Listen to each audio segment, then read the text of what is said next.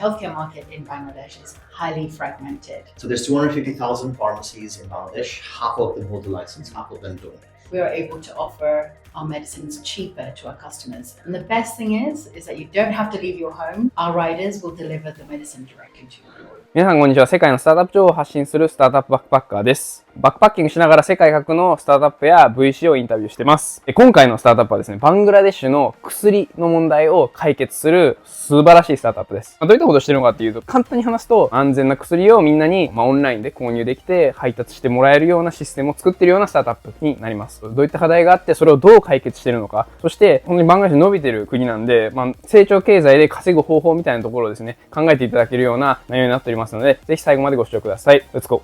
Thank you so much. Now I'm with Aroga, CEO of Aroga, and the CFO, Yalwer. It's great to have you guys on my YouTube channel. Thank you so much for your time. Yeah, I can talk a bit more about what Aroga provides. And the healthcare market in Bangladesh is highly fragmented. There's so many things that are not joined up. There are so many systems that are not digitized. So we saw an opportunity within that space. The main problem that we're solving for is access to medicine. Getting medicine is actually quite difficult. And then when you do get a prescription from a doctor, finding that medicine is quite difficult. It's very common for a patient who's unwell to have to visit 3 to 4 different pharmacies just to try and find the medicine that they're looking for. And then what's worse, and what we're solving for, is 30% of medicine in circulation in the whole of Bangladesh, including in pharmacies, is counterfeit. So we're solving for fake medicine problem, access to medicine, and the fact that it's actually quite hard to get the medicine yourself. So the way we solve for that is that we source 100% genuine medicine directly from the manufacturers. And because we get them directly from the pharmaceutical companies,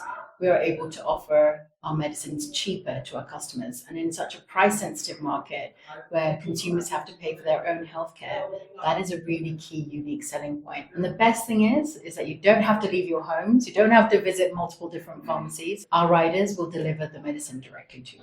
So that's what ultimately we do in a nutshell. That's amazing. What I heard was that medicine is like a huge market in Bangladesh. And I heard that there's a lot of pharmacies if you go anywhere. Is there a reason why? Why there's pharmacies? Why there's so many pharmacies? In a market like Bangladesh, it's not, regulation exists, right? Okay. But to open up a pharmacy, what you see, there's pharmacy everywhere. Not everyone's licensed. That is a big problem. So there's 250,000 pharmacies in Bangladesh. Half of them hold the license, half of them don't. With that half that doesn't own license, there's a lot of problems. They don't stock properly. They stock from a wholesale shadow market that exists in a place called Midford, where you buy medicine. Sometimes they're expired. Sometimes they carry fake medicines. They might not necessarily harm you, but they don't do any good. So there are a lot of pharmacies. Anyone with little capital in a space can open up a pharmacy and starts buying certain medicine. It's not very well regulated. Who are your main customers? Would it be people in middle income or? Our customers, everyone takes medicine. Okay. But a large part of it is chronic patients. People with diabetes or heart disease, anyone with chronic illness is our sort of main customers. I see. So Rosina, it would be really nice if I could know more about your personal journey. I know you were in the UK for a long time and you decided to come back to Bangladesh. Yeah, sure.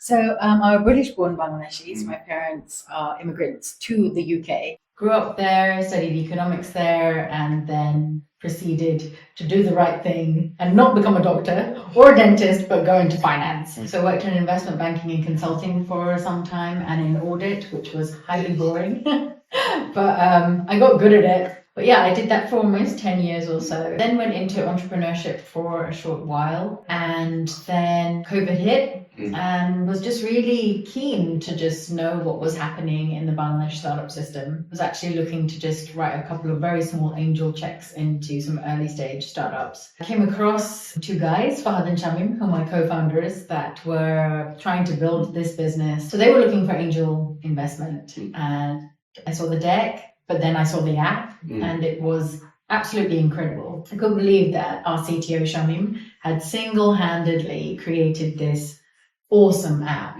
with a great UI, amazing knowledge, very easy interface to just be able to order medicine. And I just thought these guys are onto something. And rather than just invest as an angel, I said, I'd love to join your journey. And let's just really make this business grow. Really? So you just went for it after? Yeah. I thought, what's the worst that can happen? They're going to say no.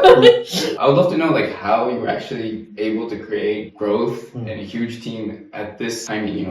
I think it's important to know we weren't a massive company for a long time. Okay. I think we just were like a very small tech team. We've always focused on automation to scale. I think in Bangladesh you have a massive advantage of labor being so cheap, and it's so easy to throw people at the problem, but then that makes scalability hard. So for a long time we had a remote tech team. weren't even We were all remote. We were all remote. We were from London. Oh, really? Father and Tony were, because it was over COVID. Yeah. We can't form the company over COVID. So we had tech team members all over in parts remotely in Bangladesh. It was only in the last year and a half or so that we started to bring people together as a company. And after the fundraise that we closed in September of last year, has the team got this big? It's almost doubled in size. We had this massive office with no people. I'm like, this looks a bit weird. But now you come in and you just see people, which is great. So it's important to know that we weren't a massive company like this from day dot. We were actually a very small, very resourceful company. But maybe you can talk about growth and how that actually has worked for us. Growth for us, it starts from our conviction that there is a market here. If you look at neighboring markets, India, Indonesia, Philippines, Vietnam, there's startups like us who have grown massively, rapidly. India has 5 of similar startups as us. And we had none. We had no one in this market doing exactly what needs to be done to get to that scale. And we saw that opportunity. We came in and we figured if we can execute, it'll work. And it did. We focused on supply chain, which is something that a lot of startups don't think about. The demand exists. We have a large population, but then the supply to feed that demand wasn't there properly done. And what our startup did was bridge that gap. And good customer service, targeted at what exactly we want. We did that. Exact demographic, the chronic patients, and a focused advertising and customer service was quite key. We had to make it very efficient. With a mixture of all this, what happened was an organic growth kind of happens. But we have been facing organic growth since we launched. I see. That's amazing. And after that, because of this, you were able to raise a big amount of funding, and you managed to raise fund from many other countries. Right? How did you actually do this as like a CFO, and why was this possible? It was probably the toughest thing professionally I have done. Maybe you too, right? It was very hard last year in this climate of VC winter. Bangladesh is an emerging market and it's not on a lot of VCs' mandates. So not only are you having to sell a business and selling yourself, you're having to sell the geography. So it is quite tough. Everything's up against you before you've even started. I think it's all about building convictions, right? So we started from calls where we had VCs saying, Bangladesh, we don't even invest outside of the US. So from that call, with 20, 30 calls after that, deep dives, deep due diligence, we had to get to a yes, here's some money. It's a long process. It's a lot of confidence building.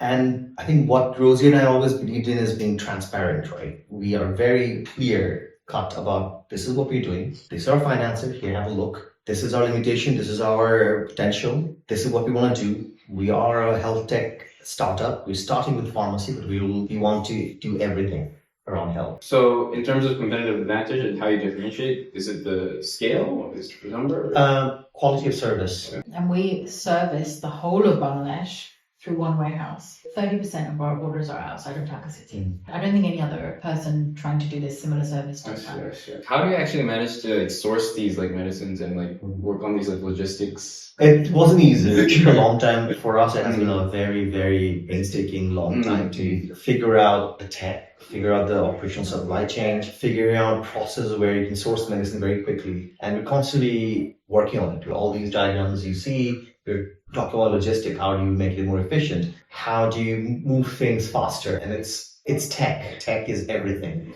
It would be nice if there's any connections or information that would interest you from Japan. We would love for Japanese investors and VCs to come in our next round of funding. I think Bangladesh is definitely one of those places that is really growing, and there are a lot of startups doing a lot of things, solving for amazing problems. And I think if you can execute well, it's an amazing investment. But yeah, I mean, we'd encourage them to come to the next startup conference, see the ecosystem. And I think it is a country that is going places, that is growing massively fast. The GDP growth is really high. And there's lots of founders, operators like us that are wanting to do things for the betterment of the country. I think with Japan, we always had a great relationship, Yeah, as you know. definitely. I think funding investment is one part of it, but also there is knowledge sharing, right?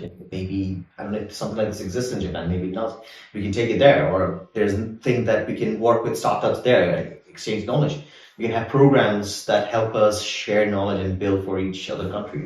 Yeah, we can do partnerships like that. That'd be helpful as well, right? That would be exciting. I mean, thank you so much. I learned so much from you too. Yeah, I mean, if any of you are interested in Aroga, would you mind if they contact you? Absolutely. So please feel free to check their LinkedIn in the description below. 今回も面白かったですね。本当に命に関わるような社会課題だと思うので、非常に有意義なビジネスだと思いますし、で、実際に同じような事業をやっていて、ベトナムとかインドネシアとかインドとかでも、すでに成功しているような企業家とかもたくさんいたりするんで、すでにやっぱり事例がある分、多分成功しやすいんだろうなと思いますし、すでにある事例を自分の国で実現させるというような企業の仕方だと思います。そういった意味でもですね、かなり攻めてはいるんですけど、手堅いとも言えるのかなと思っていて、なおかつ社会に必要とされているようなサービスだと思うんで、本当にいい事業だなと思いますし、成功するだろうなと思ってますし、応援してます。今回は以上になります。こういった有益なスタートアップ情報をどんどん流しておりますので、ぜひチャンネル登録いただけると嬉しいです。ありがとうございました。